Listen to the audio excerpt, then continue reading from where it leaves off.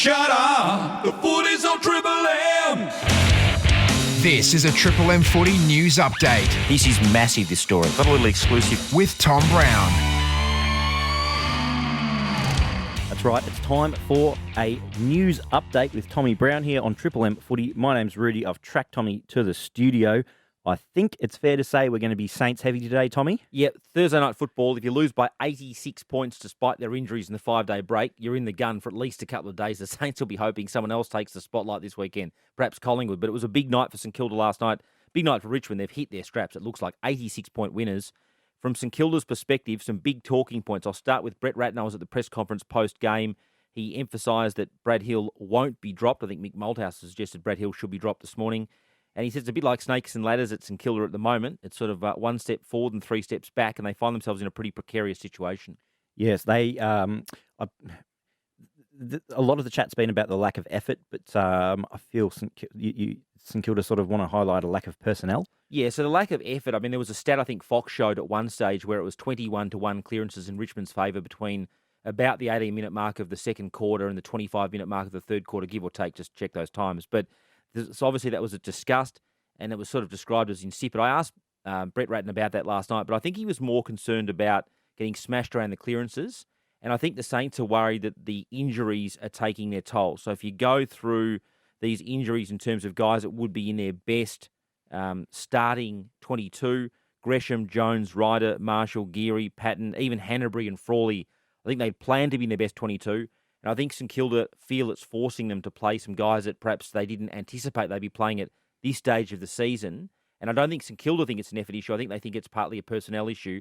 And I think the other issue at St Kilda is they're heavily reliant on these ruckmen. Now, Marshall and Ryder, and some of their midfield elevate to B+ or A midfielders when the ruckmen are playing. But when they're not playing, guys like Dunstan, Bytel, Ross, Steele, obviously I think he's an outlier, but Long, Sinclair, and even Higgins, guys they ran through the middle last night, none of those guys are A-grade midfielders compared to other A-grade midfields, and that's the concern for St Kilda at the moment. But I think they know that. They know long-term they've still got to recruit a few more players.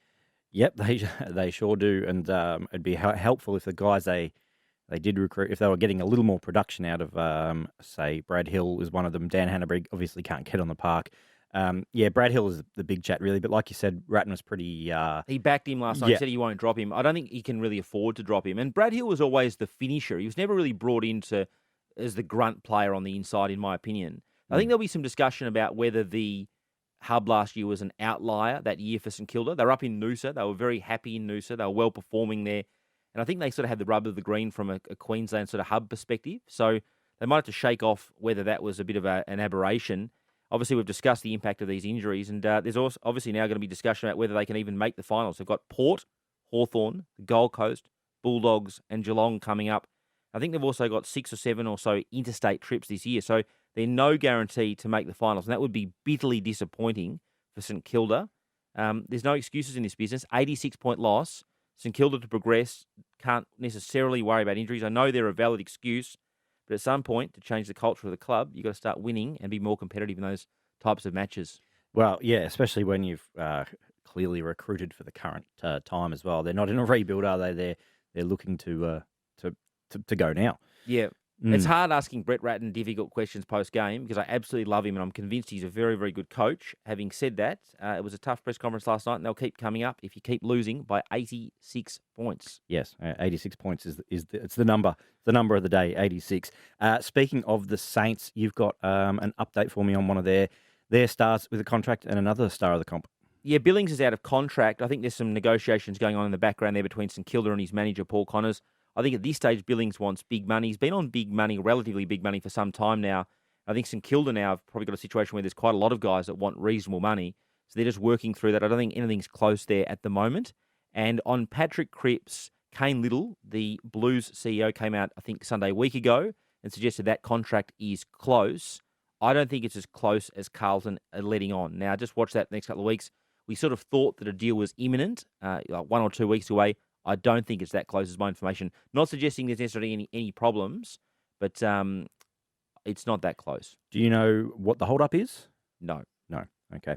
All right. Just on the player movement stuff, Geelong and Stephen Wells. It appears that Stephen Wells, long-time recruiter there, the architect in many ways of their success over the last 15 or so years, it seems he's stepped down. This was a surprise. Tom Morris reported this story. Wells has been, I think, telling some other club recruiters in the last couple of weeks that he wants some time away. The official line out of the club is that he's done obviously a wonderful job. There's no doubt about that.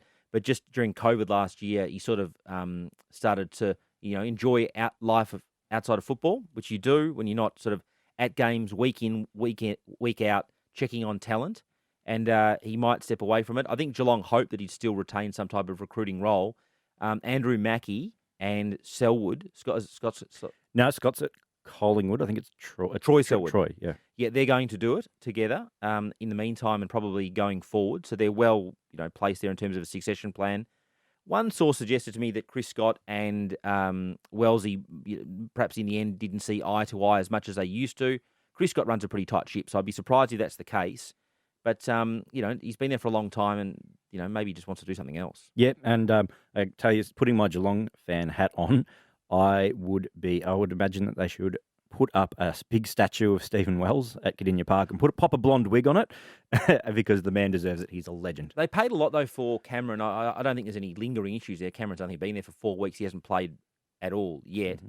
But they gave up 3 first-round picks and got 2 back. They got 2 sort of second-round picks next season. I think one of them's Essendon and one of them's GWS's. So. It's hard to believe that his departure or pending departure would be linked to Cameron. I wouldn't. I'd be absolutely stunned. There's been no suggestion of that I've seen. Let's chat a bit of VFL. You're going down to watch Richmond play today. My mates from the kebab shop and the people on social media will laugh because my kebab post did go viral last year. Sydney Stack and Coleman Jones. Of course, Stack most recently has been over in Perth with other controversies. Mm-hmm. They are playing in the VFL today, so it'll be interesting to see how they go. Yes, indeed it will, and you'll be there? Definitely be there. I'm going to go down there and have a look now. Yes, good stuff. Before we go, Tommy, I've got a couple more things to run through. I just want you to break down for us, in layman's terms, sort of the off-field dramas at Collingwood. So when Eddie left, they appointed 2 interim presidents, a guy called Peter Murphy, who did the review a couple of years ago that saw Gary Pert eventually depart, and then he was appointed the interim CEO, and he was also involved with the commissioning of the Do Better report and the appointment of those particular authors. And there's another guy called Mark Corder, who's been the vice president of Collingwood for a long time. And Murphy and Corder are the interim co-presidents. 8 weeks ago, they indicated that in about 8 weeks, they'd put forward a suggestion on who would be the permanent Collingwood president. Since then, neither Murphy or Corder have spoken publicly on what's going on behind the scenes at Collingwood. It's important and becoming increasingly pressing because, A, whether you agree with what Eddie did in the end or not, he's a huge force down there and he's left a bit of a vacuum of leadership. And B, the club's got to make important decisions on guys like Nathan Buckley and what to do with the coaching future. If you keep Bucks, what does that look like? What's the sort of support he needs? If you get rid of Bucks, who do you look to? Who do you go and negotiate with? Who do you speak to? Whether it be Sam Mitchell, Alistair Clarkson, Ross Lyon, Kingsley, those guys, you've got to go and speak to their managers and work out what's going on and what sort of process is involved. But what it's happened is there's been no sort of, leadership or public leadership from these two. And what I've reported is that the board is split on the issue of a successor. The reason that is because there's 7 board seats. Eddie's vacated one, and it looks like Murphy has got approximately half the support, and Corder's got half the support, and in layman's terms can't form majority government. The other curveball in all this is that Christine Holgate, who's been in the media this week, the former Australia Post boss who's bluing with the Prime Minister, they've said to her, well, you go and have a look at who the appropriate vacant directors are and also come back to us with some suggestions on potential presidents. It's hard. There's a few problems with that. A, whoever you fill the casual vacancy with is probably going to side with either Murphy or Corder. And B, in terms of finding casual presidents, there's no sign that Murphy or Corder are going to give up this intent to become president. So what it's left is a situation of which we don't have a lot of visibility on, but there's been some discussion this week on some other suitable external people who might want to form their own board, and maybe Collingwood members could call an EGM and start to try and vote on it themselves. That's an extraordinary general meeting. So it's a stalemate that's occurring at a time when there's bad form on the field, I guess it's on the back of that Giants loss, and also uncertainty over Nathan Buckley's future. So there's going to be a lot of focus on their performance tonight. And I think it's fair to say that Collingwood members are getting a bit antsy because they voted with their feet last week, only 29,000 against the Giants. And I know that Mark Anderson, the CEO, I think I've heard from some sources, he's also worried that the members want some more certainty.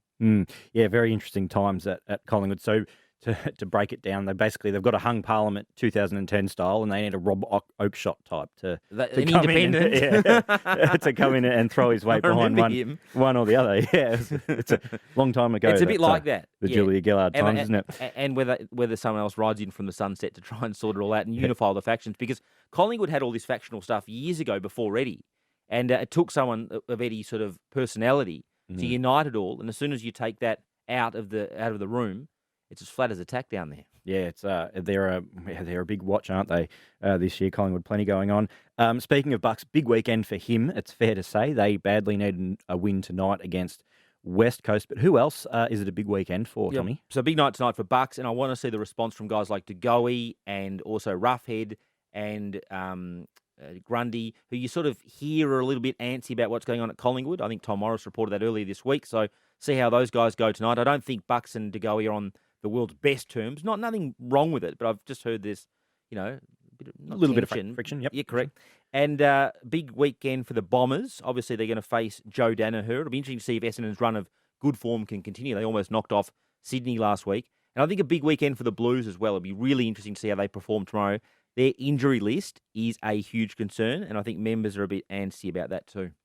Yeah, and Port also have a big injury list, possibly just a touch vulnerable at this point, Tommy. So interesting to see where it goes from there.